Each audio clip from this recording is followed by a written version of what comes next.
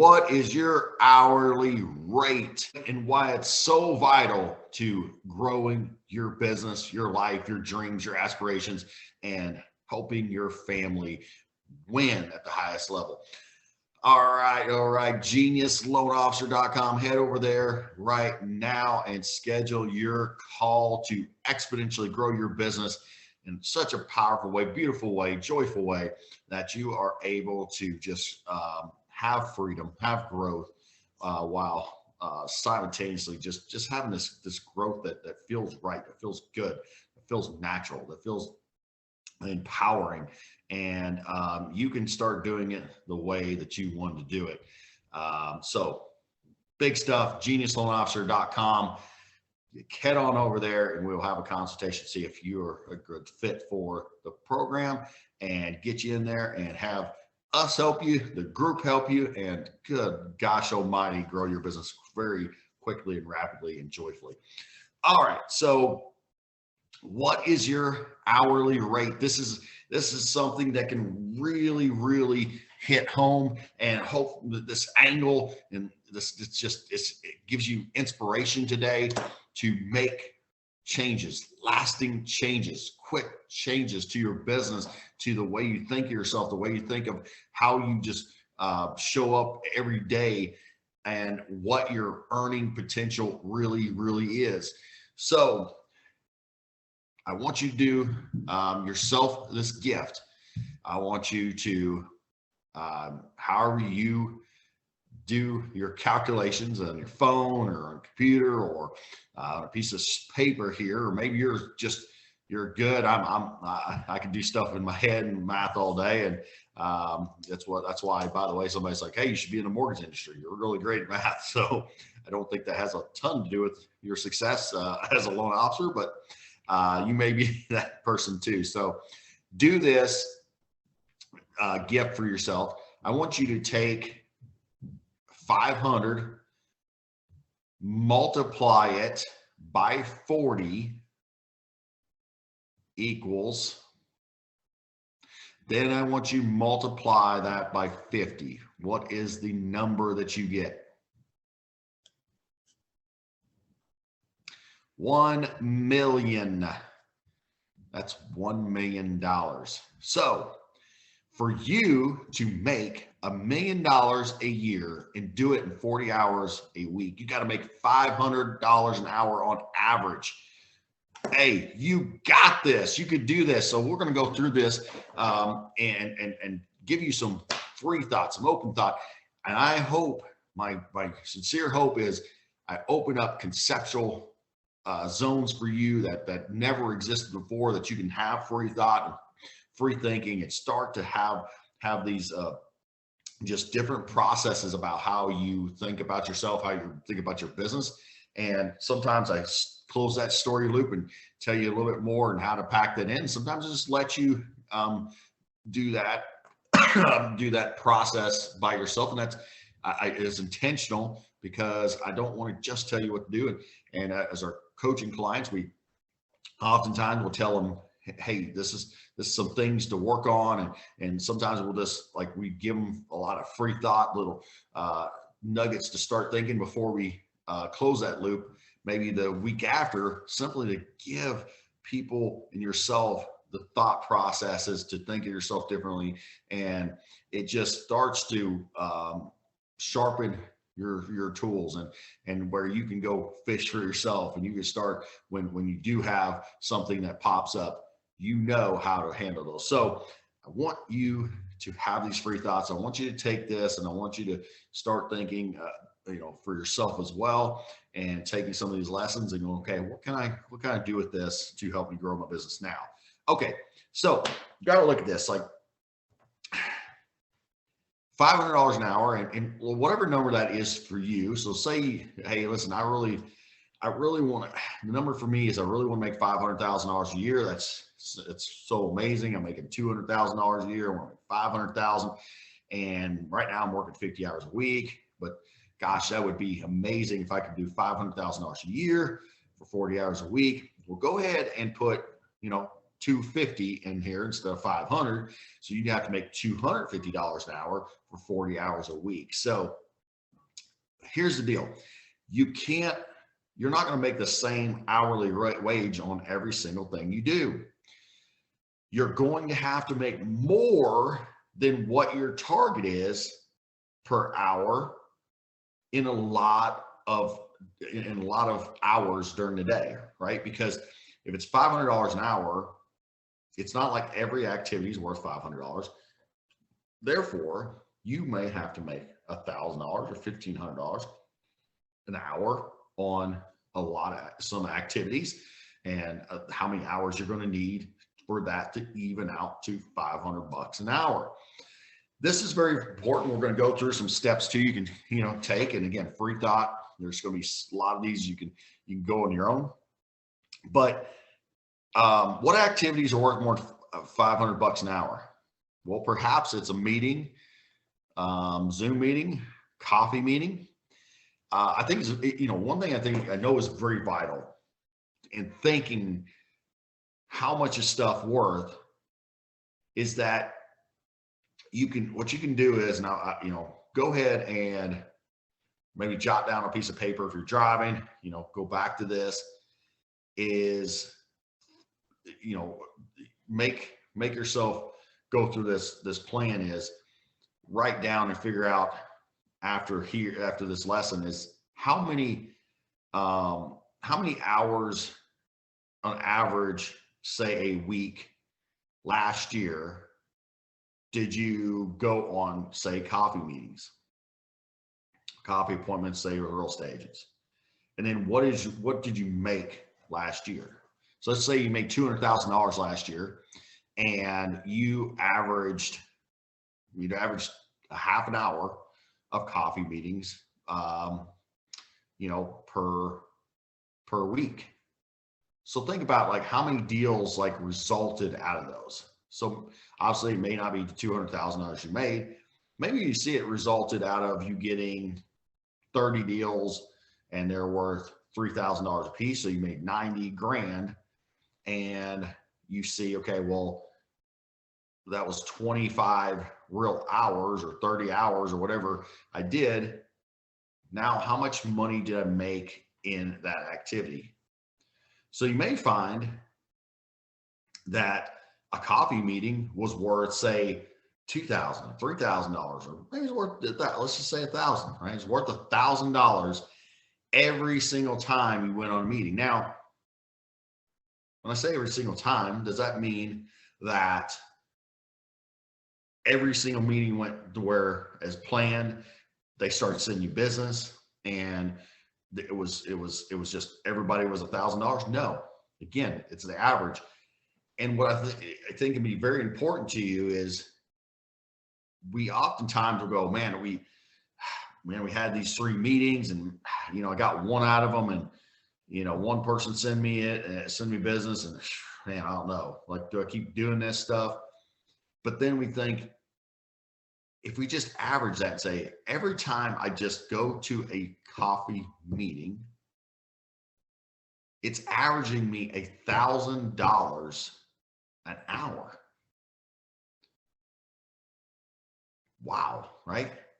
So now it's kind of like we do that with leads or referrals, right? Like each referral may be really worth $100, say, a referral, $200 a referral. Instead of going, oh my gosh, they had a 550 credit score. And then you're thinking about that is like, I just made $200 on that. Well, I'm not going to be able to close it. Well, maybe not. Maybe you're able to get a referral from me.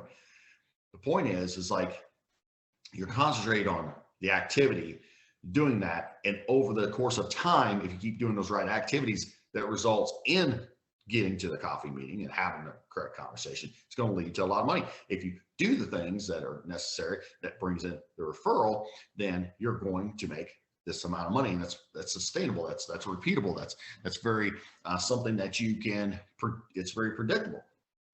So looking at how predictable it is and your growth in your business and how much this is worth can be very vital to just having empowering decisions. I'm going to go do this, and I just need to now, if I'm trying to make $500 an hour, perhaps I need this many coffee appointments, because it's going to result in this. Now, obviously, we're going to talk deeper into this, but that should be some general thoughts coming up already. And write these down. This is very important to write it down. Every coffee meeting I've looked at it is worth. Don't just say, okay, kind of I know this. Like, no, how much is it exactly worth? If it's worth $1,000, put it down. Like your referrals that come in, how much is it worth? It's worth $200. Write it down. Have those numbers. And also, according to that, is it going up or is it going down? Then we can work on some other things, right? But already knowing, cha-ching, boom, I did a meeting, it's worth $1,000. And it's not just going and just burning through them. It's still having the ownership and the wherewithal to have the right conversations and it be more than just, hey, I'm just going to show up and that's it. It's that I'm going to show up, I'm going to deliver everything I can and make sure that I'm trying to be a great partner for this person if they're the right fit for this partnership. But it's triggering us to go and take the activity, right? To do it. That's what it should be doing. So what isn't making you $500 an hour? Like, write those down. What all is going on in your day right now that's not worth $500 an hour? And how many hours a day are you spending in that time? It's going to be very difficult. Let's just say you're doing even one coffee appointment. Let's say you're doing one coffee appointment a day and it's worth $1,000. So in a day, by the way, so what do you have to make? $500 an hour times 40 equals how many dollars? How much is that worth per day? Right? How much is that worth per day? So it's worth what? $4,000? $4,000, right? So if you're looking at how many dollars per hour that is and how much you need in a 8-hour day, then we got to be thinking, if I do one coffee appointment that's worth $1,000, I need $4,000 a day. How's that even going to happen? There's no way it can happen, because it's not, you only have one $1,000 activity. Therefore, if you work that 8 hours, then it's worth $125 an hour, not $500. So, not that that's terrible. You make that's $125 an hour. People will be really happy with that. Most walks of life. But if you're trying to hit 500, it's going to be a far cry from that. So it's really going to be impossible. So knowing what the activities actually add up to, and hey, I need to make $4,000 a day to make $1 million. I'm talking about during the work week, $4,000 a day. And if I am, if I'm going to make 500,000, it needs to be what? $2,000 a day. So am I going to hit that budget for the day? And what is the activities that's going to add to that? Very, very vital. Hope you're getting that. Hope you're writing this stuff down. Please do yourself this favor. If you're driving, write it down later. Get to the office, get to your home, write this down and go, this is the activities that's going to result in more than this. How much money do I need to make per day? Just taking work days, I need to make, say, $2,000 a day. Is the activities I am doing by when I audited my business and how much they're making me now, is that $2,000 a day?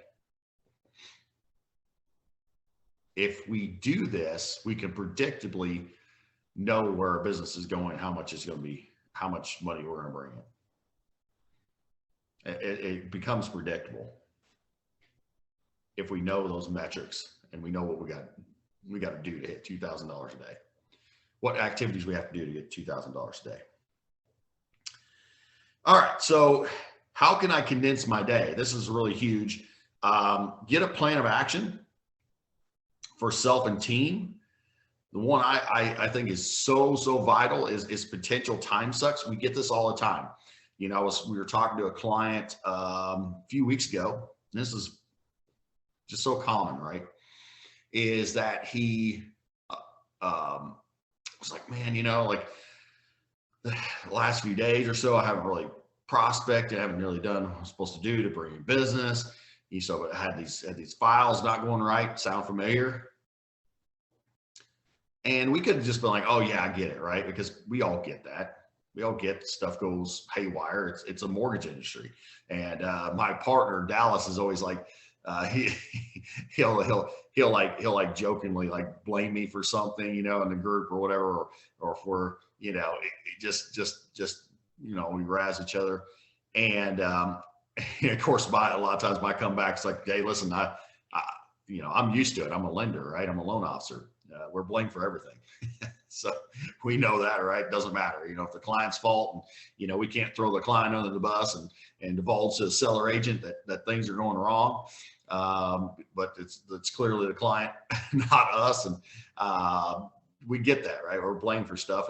And that a lot of that can come with this baggage of, oh my gosh, like people are thinking less of me and this is going on and I gotta clear this off and I just gotta, you know, really babysit this file or whatever. But when I could have just let him off the hook and said, oh man, I understand, because we all been there as lenders. We all get there, right? Because it's not always, you know, pretty, because borrowers do some crazy stuff sometimes, etc.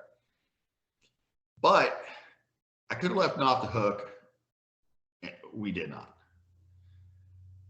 Okay, so specifically, you worked how many hours yesterday? 9. Okay. So let me ask you, go through that, exactly what steps you took for this file. When did you do it? How'd you go about that? Who'd you involve? Well, those questions end up resulting in going in and out of the file, talking to different people, sitting idle. All these things added up to really the activity and what needed to be done was maybe an hour and a half. But it consumed an 8-hour day. Sound familiar? Well, we have to know what the potential time sucks are beforehand and how we're going to handle them, right? We have to know how we're going to handle them, who's going to handle them, how we're going to handle them, when we're going to handle them. And we can allow, if we're trying to hit $500 an hour, for an 8-hour day to go by and we just lost $4,000 in a day because and you think, well, man, this one may not close. Well, if it doesn't close, it cost you, let's just say $3,000 for the deal and $4,000. You didn't lose $3,000. You lost $7,000. You lost whatever activity you're supposed to do that day to drive in business. That's how much money you lost, plus the deal if it doesn't go well. It's not that you're not going to take care of this client. And I am not at all saying don't take care of the client, because that definitely helps how many dollars per hour you can make. But understanding my priority is to make sure that I'm driving in business, and my priority is to set parameters, time blocks, to do the activities for my prospecting and the potential time sucks and taking care of the business that it needs to. But we can't let it suck our whole day and we just lost $4,000 on prospecting time or meetings or whatever. Okay. All right. So start and end time is vital. This is something that you should always be doing Start and end time. Start and end time. Always and forever. Like, this is a big miss with loan officers, real estate agents, entrepreneurs. When we work until the job's done. It's like, that's been beaten into so many people's head. Is it's just not right. It's not right at all. You've got to stand firm against that. I'm not saying you can't take a call after hours of something if something is needed, right? I'm not saying that you can't make decisions based on what needs to be done, but it has to be empowering decisions. It can't be shrinking decisions. Oh my gosh, everything's going to fall apart. I'm going to lose all my business if I don't answer this one call that this person is blowing me up about stupid stuff, and I can answer it really tomorrow, not morning at 8 a.m. Right? So, but we have to make sure that, okay, like, everything we can do, and again, can we get knocked off and our course a day? Absolutely. I'm not saying stuff doesn't happen. I understand.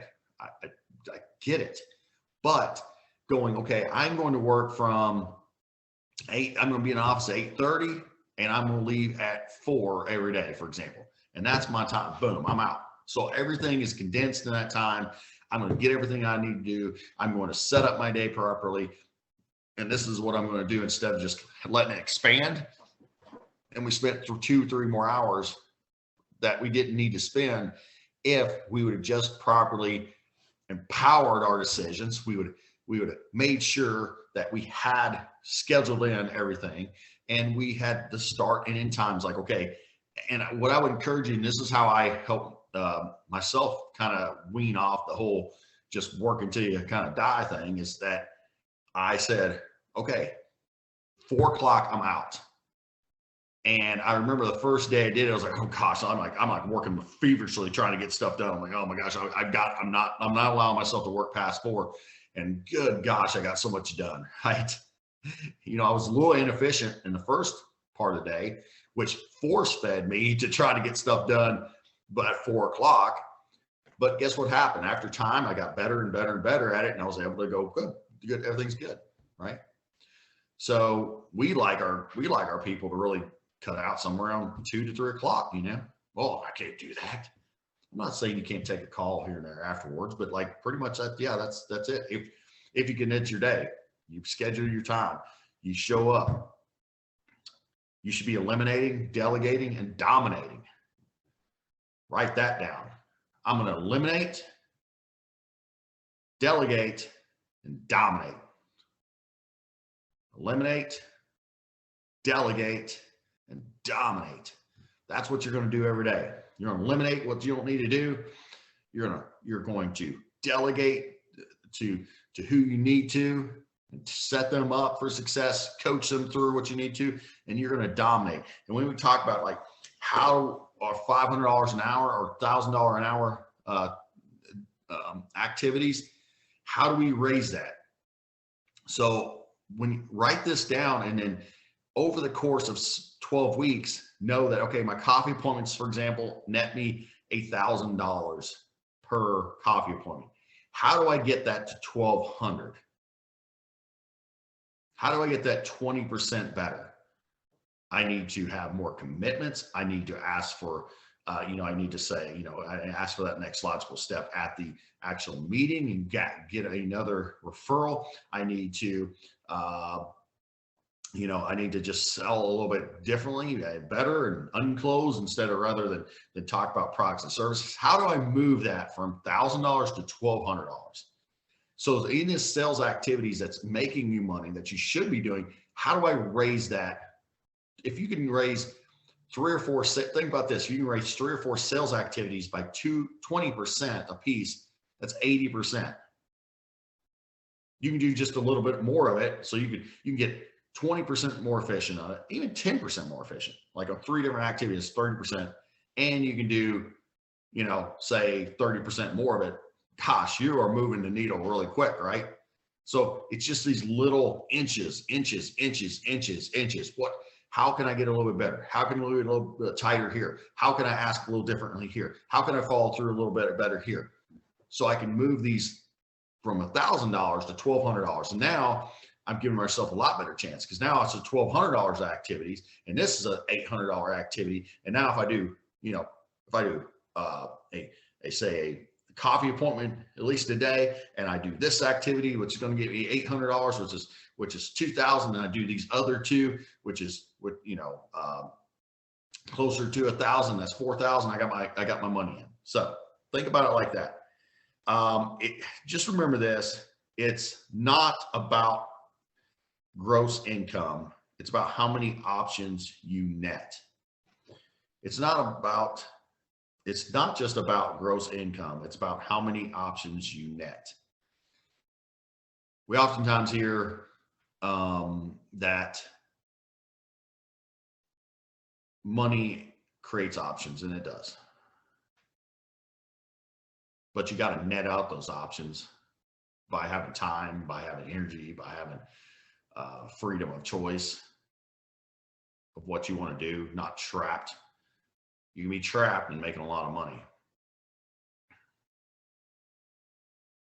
So I encourage you to be free and have free thought and empowering thought.